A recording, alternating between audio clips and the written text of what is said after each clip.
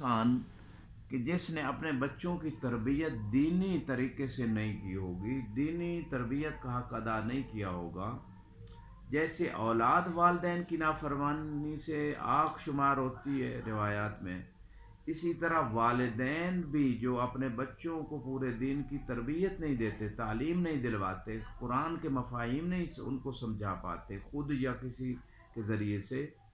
تو وہ والدین بھی روز قیامت آگ شمار ہوں گے۔ بعض روایات یہ بتاتی ہیں، اور آگ کی کے بارے میں سخت روایات ہیں کہ ایسا شخص جنت کی خوشبو بھی نہیں سونگے۔ خدا اس مصیبت سے اس معاشرے کو بچائے۔ لہذا قرآن کی تفسیر اور قرآن کے مفاہیم کو سمجھنے کے لیے جو سورہ فرقان 19ویں پارے میں رسول خدا روز قیامت اپنی امت پہ ایک مقدمہ خدا کی عدالت میں درج کرنے والے ہیں،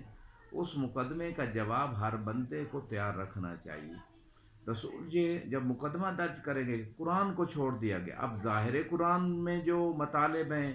جو احکام ہیں، جو نواہی ہیں، ان کو بھی چھوڑ دیا گیا۔ اگلا معاشرہ چھوڑ چکا ہے، بہت کم لوگ ہیں جو اس قرآن کو سمجھتے ہیں، سمجھنا چاہتے ہیں اور اس پہ عمل پیرا ہے۔ اور باطن قرآن جیسے کہ تفسیر صافی میں روایت ملتی ہے کہ مولا علی علیہ السلام فرماتے ہیں ان القرآن الذی حجرا، کہ جس قرآن کو چھوڑ دیا گیا وہ میں علی ابن ابی طالب ہوں، یعنی علی علیہ السلام کی ولایت کو چھوڑنا، ان کے امامت کے عقیدے کو چھوڑنا، یہ بھی وہ مقدمہ ہے جو روز قیامت خدا کی بارگاہ میں رسول خدا درج کریں گے کہ میرے بعد رسول خدا فرمائیں گے کہ علی کو بھی چھوڑ دیا گیا اور قرآن کے احکام کو بھی چھوڑ دیا گیا۔ لہذا امت کو اس بات کا جواب تیار کرنا ہے آئندہ نسلوں کی تربیت کے لیے اور اپنا وظیفہ شرعی انجام دینے کے لیے ہمیں قرآن کو تھوڑی تھوڑی مقدار میں اگر ہم سمجھتے رہیں تو میں سمجھتا ہوں کہ یہ بہت بڑی نعمت ہوگی انسان کی دنیا کی زندگی کی کامیابی کے لیے، انسان کی آخرت کی کامیابی کے لیے، انسان کی دنیا کے مسائل کے حل کے لیے، انسان کے سکون کے لیے، کیونکہ قرآن میں خود خدا فرما رہے ہیں الا بذکر اللہ تطمئن القلوب، کہ اللہ کے ذکر سے دلوں کو اطمینان ملتا ہے۔ لہٰذا اللہ کے ذکر سے ایک تو زبان کا ذکر مراد ہے اور دوسرا یہاں خدا کی اطاعت مراد ہے، کہ جو انسان 24 گھنٹے اللہ کی اطاعت میں ہے ایسا انسان مطمئن سے مطمئن ہوتا چلا جائے گا، اور جو انسان جتنا خدا سے دور بھاگے گا اتنا اس کی زندگی میں depression, tension, blood pressure, heart attack, بہت سارے مسائل اس کی زندگی میں کریٹ ہوتے رہیں گے۔ لہذا قرآن کی معانی اور مفاہیم کو سمجھنے کے لیے یہ ایک آیت اور ایک روایت عرض کر دیتا ہوں۔ خیرکم من تعلم القرآن وعلمہ، رسول خدا فرماتے ہیں کہ آپ میں سے بہترین انسان وہ ہے جو قرآن کو خود سمجھتا بھی ہے، سیکھتا بھی ہے اور دوسروں کو بھی سکھاتا ہے۔ یہاں بھی قرآن کی فقط قرأت مراد نہیں ہے، اس کے مفاہیم اور معانی مراد ہے۔ تو آج تفسیر قرآن میں کوشش کریں گے کہ ہم زیادہ تر روایات جو اہل بیت علیہ السلام سے صادر ہوئی ہیں، کیونکہ وہ سب سے بہتر طریقے سے ہمیں سمجھا سکتے ہیں، بتا سکتے ہیں کہ یہ مراد پروردگار ہے، اس سے کوشش کریں گے علماء کے بیانات کو لینے کی۔ تو آج ہم سورہ فاتحہ سے شروع کرتے ہیں، اور سورہ فاتحہ کے بارے میں روایت میں ملتا ہے من قرأہا مرتن واحدہ کانما قرأ ثلثی القرآن، کہ جو سورہ فاتحہ کو ایک مرتبہ تلاوت کر لے گویا اس نے 2 حصہ قرآن کی تلاوت کی ہے۔ کتنی بابرکت صورت ہے، اور ہماری یہ خوش نصیبی ہے کہ ہم نماز میں نماز کی ہر رکعت پہلی 2 رکعتوں میں سورہ فاتحہ پڑھنا ہمارے اوپر مست ہے۔ لہٰذا ان برکات کو جو انسان بعض اوقات جانتا بھی نہیں ہوتا کہ اس صورت کا اتنا اجر ہے، تو بعض اوقات اگر اس اجر کو ہی جان لے تو شاید اس صورت کی تلاوت میں کوتاہی نہ کرے، یا کم از کم دن میں کئی مرتبہ تلاوت کرے۔ خصوصاً گھر سے نکلتے ہوئے جو بندہ 3 مرتبہ تلاوت کر لیتا ہے سورہ فاتحہ کی، اور سورہ قل اعوذ برب الفلق، قل اعوذ برب الناس اور آیت الکرسی 3 مرتبہ اگر پڑھ لے تو خدا اس کی حفاظت کرتا ہے، اور اس کی حاجات کی برآوری میں یہ معاون چیزیں ہیں۔ بلکہ بعض روایات میں کہ اگر سورہ فاتحہ کو 70 مرتبہ جو ہے وہ کسی مردے پہ بھی پڑھ دیا جائے تو بعید نہیں وہ مردہ اٹھ کے کھڑا ہو جائے۔ یہ پڑھنے والے کی روحانی صلاحیت بھی ہے اور روحانی کمال ہے کہ وہ پڑھنے والا کتنی مقدار میں اس کے اندر روحانیت اور عقیدہ اور مقام کمال تک ہے. کیونکہ شام میں ایک واقعہ ملتا ہے، امام زین العابدین علیہ السلام کو ایک عورت لے کے اپنے گھر میں جاتی ہے جس کا ایک ہی بیٹا تھا اور وہ فوت ہو گیا. تو امام نے اس پہ 70 مرتبہ سورہ فاتحہ کی تلاوت کی تو وہ اس کا بیٹا اٹھ کے کھڑا ہو گیا. تو اگر یعنی کوئی خاص ہستی سورہ فاتحہ کی تلاوت کرے گی تو یقیناً یہ وہ چیز ہے. بعض روایات میں ہے کہ 70 مرتبہ اگر کوئی مریض کسی ایسی مرض میں خدا نخواستہ مبتلا ہے کہ جس کی اسے کسی میڈیسن سے کسی چیز سے اسے فائدہ نہیں ہو رہا،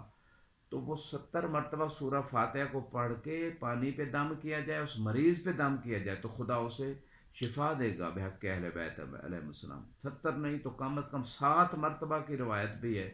کہ اگر کوئی مرض ہے آپ اپنے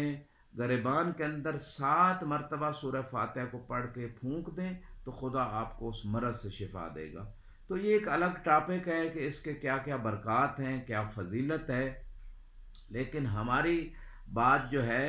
وہ سورہ فاتحہ کے حوالے سے آج پہلا دن تفسیر قرآن کے عنوان سے، جو ہر درس کو انشاءاللہ 14 منٹ کی کوشش ہے کہ اس کے اندر کمپلیٹ کیا جائے. جتنے بھی ہمارے 4-5 لیکچرز ہیں تو ڈیلی بیسس پہ خمیس جمعرات کے علاوہ، تو سورہ فاتحہ کے اعتبار سے اگر بات کی جائے تو اس کے کئی نام ذکر ہوئے ہیں روایت میں. اس کو سورہ سب المثانی بھی قرآن نے کہا ہے، خود قرآن نے سب المثانی کہا ہے چونکہ اس کی 7 آیتیں ہیں، اور مثانی یعنی 2 دفعہ، یعنی 2 دفعہ یہ 7 آیتیں رسول خدا پہ نازل ہوئیں، اس وجہ سے اس کو سب المثانی کہا جاتا ہے. اور سورہ فاتحہ کا جو ناموں میں سے بہت سارے نام جو علماء نے اور روایات میں ذکر ہوئے ہیں، انہی ناموں میں اس کو سورہ الحمد بھی کہا جاتا ہے کیونکہ اس سورت کی ابتدا بسم اللہ کے بعد الحمد سے ہوتی ہے، اس لیے اس کو سورہ الحمد کہا جاتا ہے. اور یہاں پہ ایک اور بات کروں گا سورہ فاتحہ کے حوالے سے کہ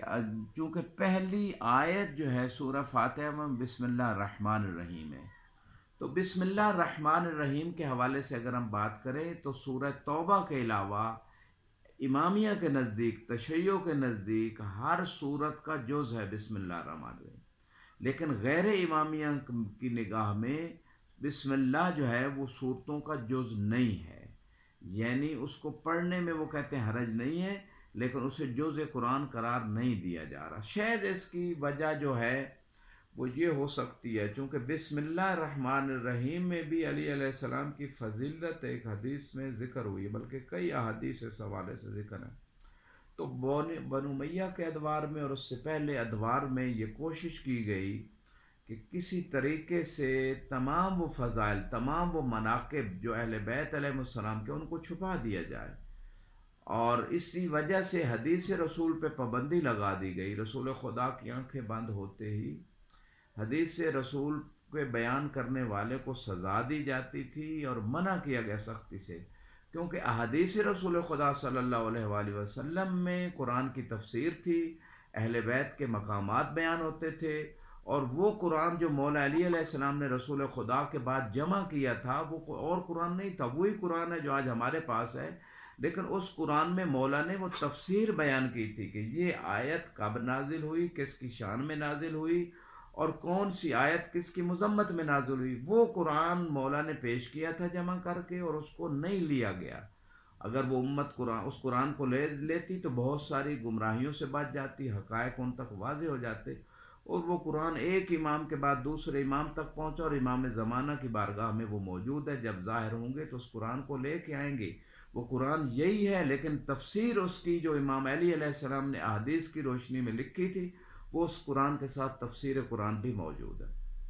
لہٰذا یہ جو بہتان لگایا جاتا ہے کہ ان شیعوں کے پاس کوئی اور قرآن ہے، یہ کسی اور قرآن کے دعویدار ہے، یہ جھوٹا بہتان ہے. بلکہ ہمارے تمام گھروں میں، ہماری مسجدوں میں، ہماری لائبریریز میں، ہمارے امام بارگاہوں میں، ہر جگہ یہی قرآن